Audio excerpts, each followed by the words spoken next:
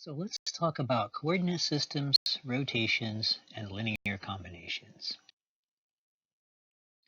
So a coordinate system in, say, a one-dimensional setting, we're used to thinking of maybe the positive direction being to the right and the negative direction being to the left.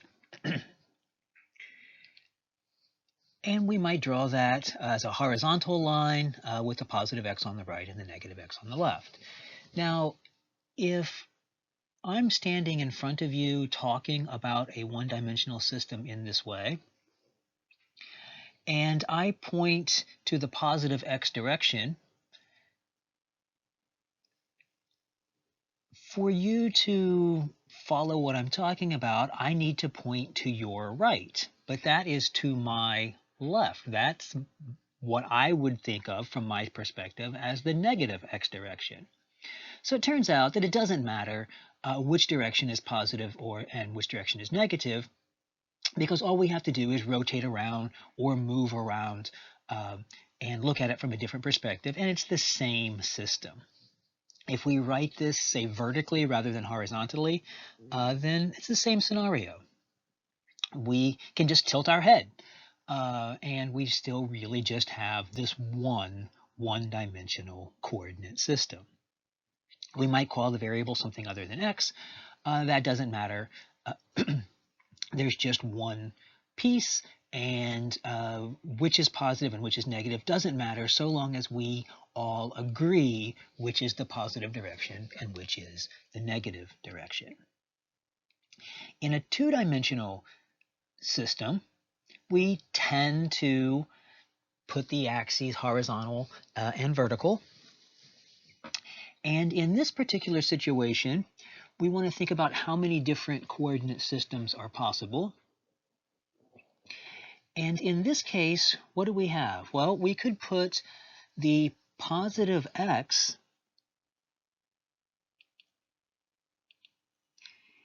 anywhere. We make a choice, put the positive x direction wherever you like. As soon as you put the positive x direction in place, what does that do? That completely determines the negative x direction. And so then there's the options left for, say, the y. We again typically will call these x and y in a geometric setting. We can name the directions whatever we like. But with the x and the y, if we make one choice for the x, that determines the negative x, and then we have the choice for where the positive y is. So how many choices do we have for positive x? We have 4 choices that we could make. And then once those four choices, once we've made one of those, there are 2 choices left for the positive y. So in all, there are 8 coordinate systems that we could create. With these 8 coordinate systems, what happens? If we put the positive x in one direction and the positive y in a different direction, we can rotate, we can maybe walk to the other side. If we were to write this coordinate system, say, on a clear, dry erase board, if we had positive x going to the left and positive y going up, we could walk to the other side, look at it from a different perspective, and now positive y is still going up, but the positive x is going the other direction. So of these 8 systems, they're all really the same system. What happens in 3D space? Well, in 3D space, we still have our starting point of 2 dimensions, and then we add a 3rd dimension. Now, looking at this 3rd dimension on a flat surface, it's difficult maybe to visualize, but it's going to, from this perspective, going to go into the screen and come out of the screen toward us. So we usually will draw this on a flat surface like this, where the portion that is going up and to the right, we imagine that's going into the screen away from us, and the part that's coming down and to the left is coming out toward us. And so in 3-dimensional space, what do we have? In 3 dimensions, we now have how many choices for the positive x? The positive x can be any one of those. There are 6 potential directions, so 6 choices for the positive x.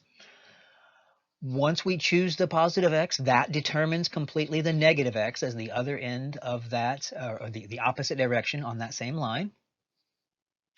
So what then happens? 4 choices for the positive y, and then 2 choices for the positive z direction. And so 6 times 4 times 2 will be the number of options in that case. Now, if we look at just the positive aspect of these axes, if we were to label the horizontal and the vertical in the way that we had done before, we'd have the positive x to the right, the positive y up, and because of this particular drawing, we have the third axis going into the screen away from us. So this is one of those potential coordinate systems that we just saw in 3 dimensions. Another one of these would be if we still had the positive x to the right and the positive y up, but this time let's have the third coordinate coming out toward us instead of into the screen, have it coming out of the screen. Okay, so let's take a look at what's going on here. If we look at the system on the left, with the system on the left, let's point our left thumb in the positive x direction, our pointer finger in the positive y direction, and our middle finger in the positive z direction. So it's pointing away from us into the screen. So the x to the right, y is up, and our middle finger is pointing away from us into the screen.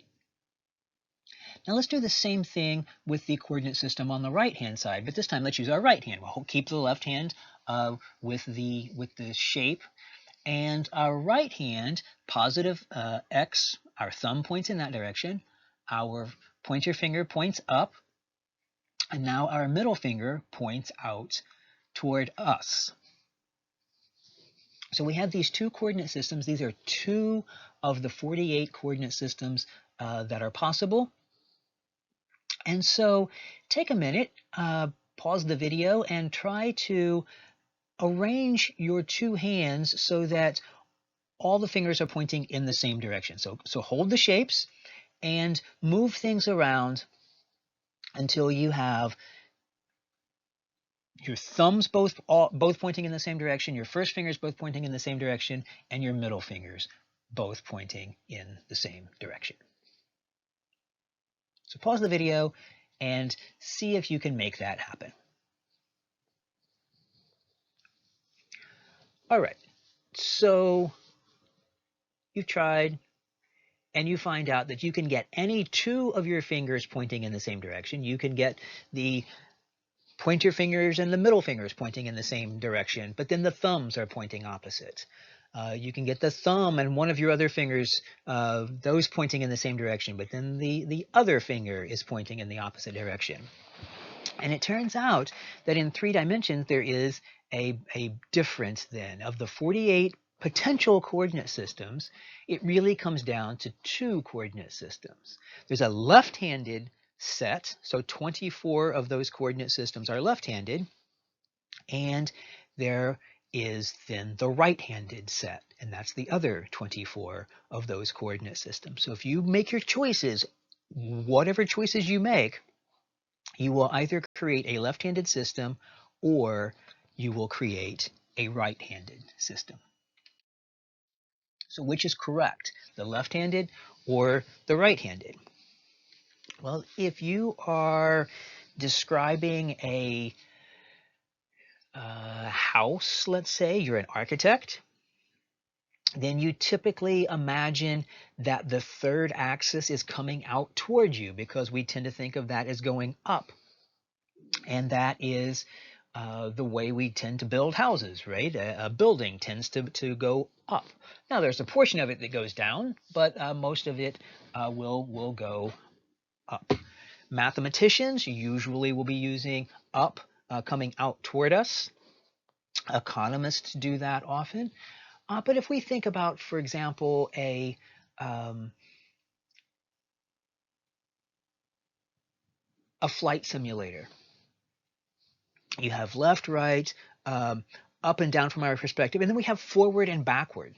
And forward, we would tend to think of as going into the screen, right? We're moving forward, and that would be into the screen. And so that would be the positive direction in that sense. So we might have a left-handed system for that purpose.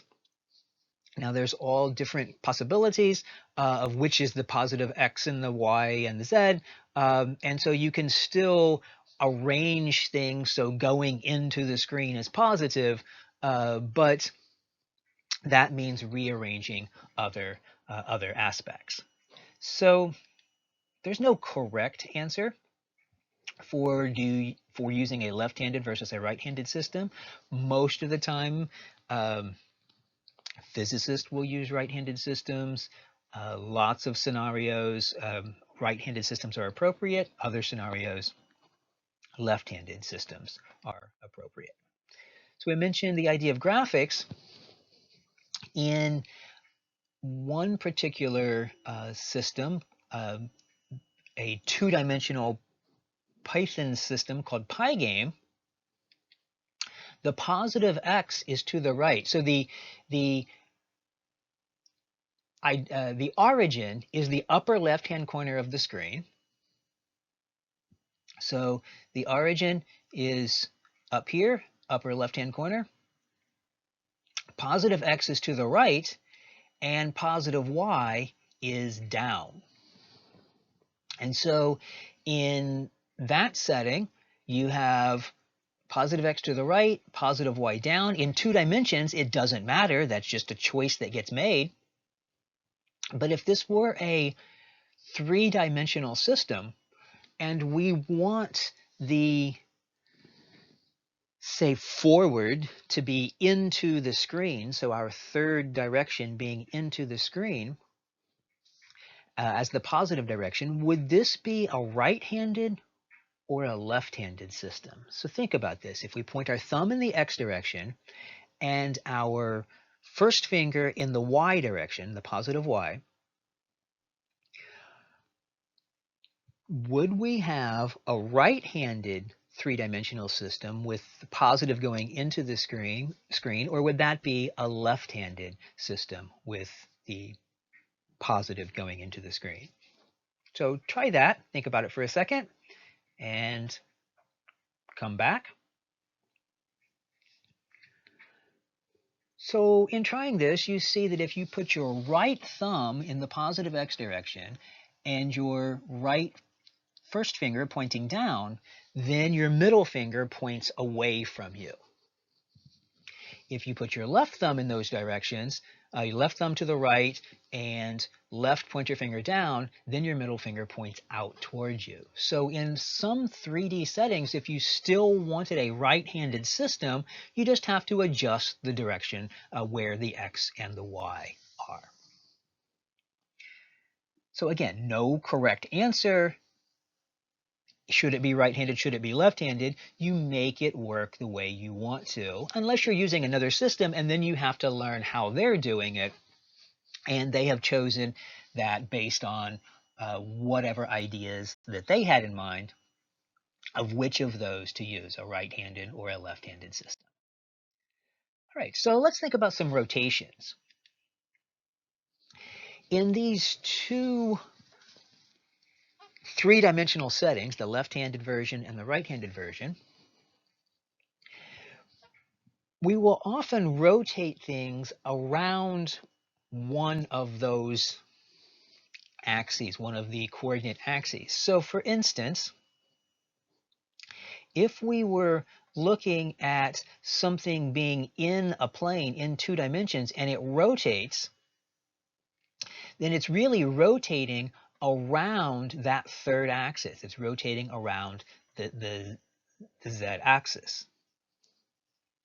So if we have something in the xy plane and it rotates, we tend to think of rotation as going, say, from the positive x and then rotating in an anti-clockwise manner. And you really think of that as rotating around that third axis that's not visible in 2 dimensions. It's not there usually when we think about it, but we're rotating in this anti-clockwise way. Well, to tell the direction of rotation, which is positive and which is the negative rotation, we can hold our hand out flat and then point your thumb in the direction of the axis that you're rotating around. So on a left-handed coordinate system, you point with your left thumb, and on a right-handed coordinate system, you point with your right thumb. So put your hand in the flat in the direction of the positive x. So on the left-hand side, you use your left hand. On the right-hand side, you use your right hand. And then point your thumb in the positive z direction. On the left hand, it's pointing away from us. On the right hand, it's pointing toward us. And then curl the tips of your fingers towards your palm. And when you curl the tips of your fingers towards your palm, that's the way we define positive rotation. So on the left-hand side,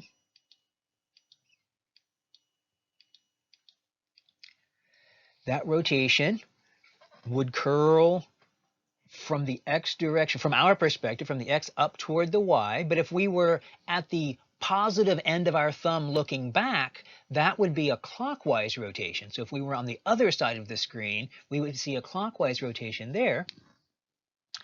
And then on the right-handed side, it curls, again, from the positive x toward the positive y, which is the way we're taught is a positive rotation when we're much younger, but we don't know why. Why is that the positive direction? Well, that's the positive direction because that fits in with the 3-dimensional aspect that will come later. So from this perspective, from this side of the screen, they both look like they're going in an anti-clockwise direction. But if we're on the positive end of the left-handed system, that positive rotation is going in a clockwise direction. So does it matter whether you have a left-handed or a right-handed system? Well, when you're doing rotation, sometimes things might look like they rotate the wrong direction. If you use an left-handed system or a right-handed system, then you say, oh, I meant to rotate clockwise and I accidentally rotated anti-clockwise, or the other way around. And usually it's a situation of you were thinking from a left-handed perspective when you should have been from a right-handed perspective, or you were thinking from the right-handed perspective when you should have been thinking in a left-handed way. So again, neither is right or wrong. It's just that sometimes if you're using software, using a tool, it may be set up differently than you think, so things don't rotate the way that you imagine, or they don't move the way you imagine because of that difference in handedness. And usually it's just things are going the opposite direction that you expect. Okay, so let's say we have, going on with this rotation, let's say we have 3 people, and they're all facing us. Now, each one of these people will have their own personal coordinate system. They will have their up and down, their left and right, and then their forward and back. And for the 3 of these, it would look the same for each of them in terms of up, down, left, right, forward, and back. But those are individual coordinate systems for each person in that case. Now, we also kind of can imagine a more universal coordinate system. If we told them all to turn and face north, they're all going to turn the same direction. If we tell them all to turn to their left or turn to their right, they're all going to face the same direction because they're all facing us at this point. Okay, but what if we tell the middle one, don't move, stay where you are, and we tell the one on the left to turn 45 degrees to their left. And then we tell the one on the right, turn 45 degrees to your right. Now, if we were to tell them all, say, turn left 90 degrees, now they're all facing different directions. If we tell them all to move forward one step, they're moving toward each other in a different way. If we tell them to do various things, now it's changed relative to their orientation. So rotations around a local coordinate system versus a kind of a universal system will be will depend on the particular object. All right, so let's say we have this person standing at the end of a sofa, and we say turn left 90 degrees, and then we say rotate forward 90 degrees. So now they're laying, now they're face down on the sofa. They're lying on the sofa, not the most comfortable position, but that's where they are. All right, so let's go back to the beginning that they were standing here. Let's do that rotation in a different order. In 2 dimensions, if I rotate 30 degrees and then I rotate 45 more degrees, I could have just as easily done that in reverse order, rotate 45 degrees and then 30 degrees. The whole net effect is a 75-degree rotation. But here we had this person turn left, rotate left 90 degrees, and then rotate forward 90 degrees. What if we reverse the order of that? Let's rotate forward 90 degrees. And we see immediately it's a very different result. Now, if they rotate left 90 degrees, now they are on their right side facing the sofa, very different position than they would have been otherwise. So in 3 dimensions, the order of rotations is really important. And there's other rotations that can happen as well. But the order doesn't really matter in 2 dimensions. When you're rotating, you can rotate clockwise, anti-clockwise, and mix up the amount of rotation. As long as you do the same rotations at the overall at the end, it's an equivalent rotation. In 3 dimensions, it's very, very different. Okay, so we talked about the idea of kind of a local coordinate system corresponding to left, right, up, down, forward, and back in 3 dimensions. In other situations, it can be a different meaning for that. But geometric coordinates, one thing that we have to be sure with describing geometric coordinates is that every point must be uniquely described. We must be able to say, here this point is in space and here is its unique description. We know this is the origin and this is where that point is. Now, that's in a given coordinate system. Everything must be uniquely described. If you have a different coordinate system, if I have one coordinate system and you have a different coordinate system, then we may describe that same point in different ways, and that's okay. It's just that I can't describe that point 2 different ways with my coordinate system. You can't describe it 2 different ways with yours. So geometrically, we have a direction of each axis. So there's a kind of an imagination or a physical situation sometimes of which direction each axis points. It becomes harder to visualize in higher dimensions. But we also have a scale. So in what we were talking about earlier, there was no scale We just said positive x is this direction, positive y is that direction. But with coordinates, we provide a scale. We say it's 1 inch or it's one whatever, one tick mark on our grid. So we have a scale for our coordinates. And when we have the direction and the scale together, then we can create these ordered tuples that say, start at the origin, go some distance parallel to each axis in this specific order, and that will then get us to that point. If I want to move to the point 3, 2, I can move 3 in the positive x direction, 2 in the positive y direction, and I'm at the point 3, 2. It doesn't matter of the 8 different two-dimensional coordinate systems which way was positive x and which way was positive y, because in that setting, 3, 2 is always the same place. In a different setting, 3, 2 might be somewhere else, but in that coordinate system, 3, 2 is always in the same place. In a non-geometric setting, we need to think of these coordinate systems in a slightly more general way, which we think of as linear combinations. So vectors don't have to be geometric. A vector is anything that behaves in the appropriate way. And so if you've taken a linear algebra course before, you've seen the idea of a vector space, and a vector in a vector space is anything that has the appropriate properties. You're able to add things in certain ways. You're able to multiply by numbers and get certain results.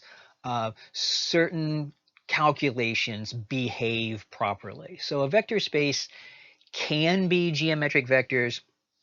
They can also be things that are more abstract, as long as it satisfies those particular properties that we want to have. And so if we had, say, a coordinate system, but now we're thinking of these as being vectors rather than just lines that we've drawn.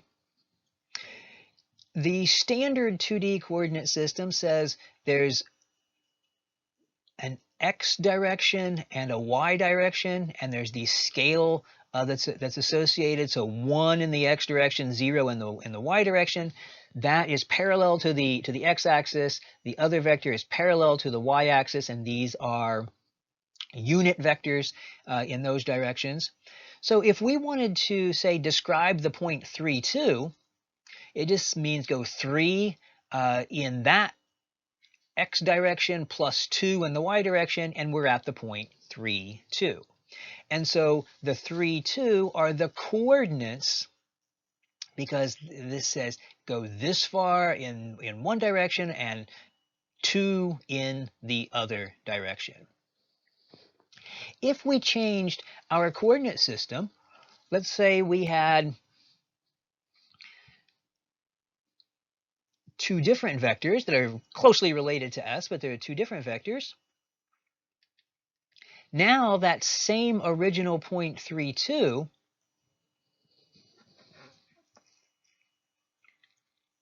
will have a different set of coordinates. Its coordinates will no longer be 3, 2. The point that was 3, 2 before will now be -3, -2, because the direction has changed. If we had a completely different set, some set W, 2, 1, and 0, 3, and we thought of these as being our coordinate axes, how would we get to the point 3, 2 in that case? Well, now the coordinates are going to be different because the pieces are different. So take a second and see if you can figure out what the coordinates would be in this case. So in this case, the coordinates would be 3/2, 1/6, because in that setting, if you go 3/2 in the direction 2, 1, and then 1/6 in the direction 0, 3, you end up at the original 3, 2 location. So these points or these values on the right-hand side correspond to their location in our regular system, and the coordinates on the left-hand side, then the red values, correspond to where they would be in this other alternative system.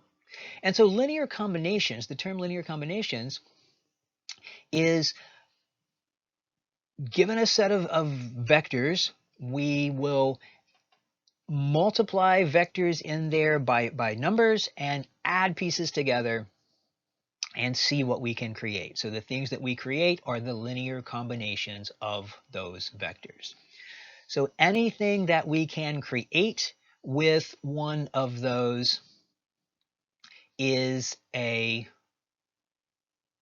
linear combination of those vectors.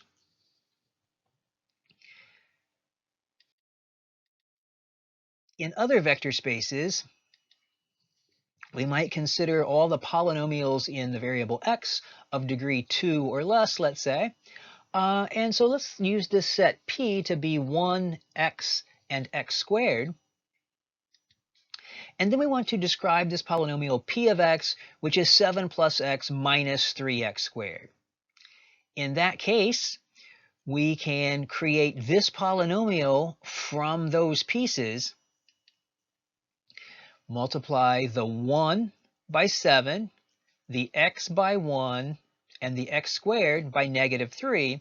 And so in that sense, in that vector space, the coordinates of that polynomial are really the coefficients of that polynomial, 7, 1, and negative 3. And so again, that's a linear combination of these pieces in order to build this particular polynomial. So we don't necessarily typically think of that as being coordinates, but in this context, that is exactly the meaning of those coefficients.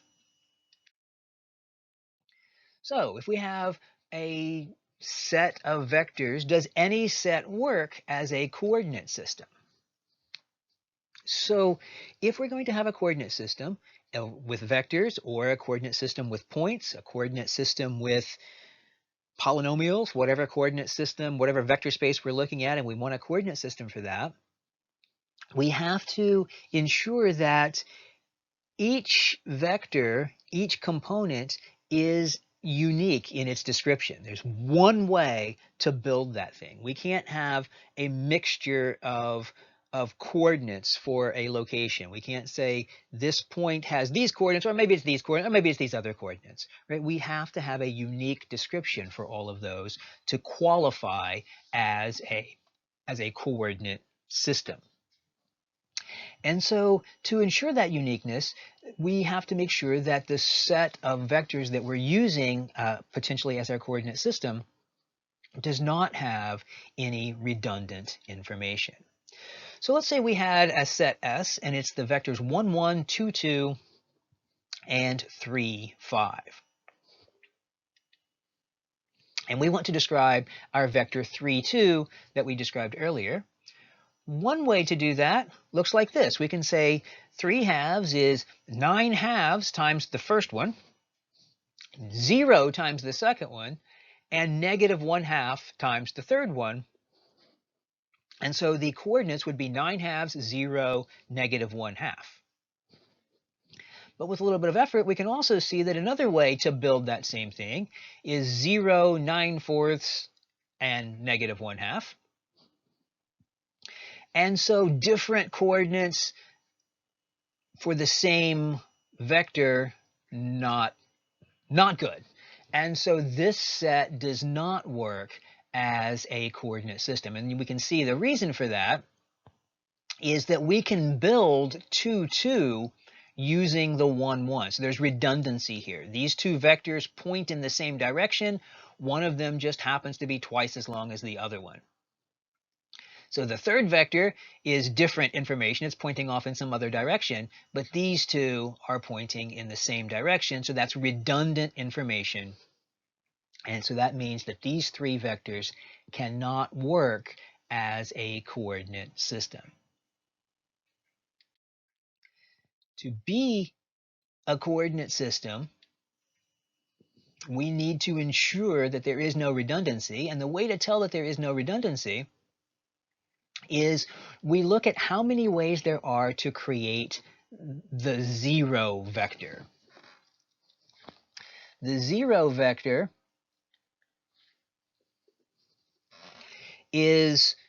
corresponds to the origin. So if we have exactly one way to create the origin, then the set turns out to be independent, and then as a result has no redundancy. If there's more than one way to create the zero, then that means that you could move things around and be able to create some of your set using other pieces in your set. And so there is that redundancy that is occurring. So if there's exactly one way to create the zero, then there is no redundancy and the set is independent. And so a more formal way to say that is a set of n vectors is independent if the only solution to adding up all of the vectors times a value, and then getting the zero vector on the right-hand side, if the only solution for this is for all of those coordinates or all of those coefficients to be zero, you have independence when the only solution is the zero is made by making all of the coordinates zero, all of the coefficients in this linear combination. And so if there's a different solution to that equation, then you have a dependent set, you have redundancy, and that set cannot work as a coordinate system. If the value is zero, then you have an independent set. Now, I didn't say that because it's independent you have a coordinate system, because we also need to look at another aspect called the span. The span of a set of vectors is the set of all the vectors that can be formed as linear combinations.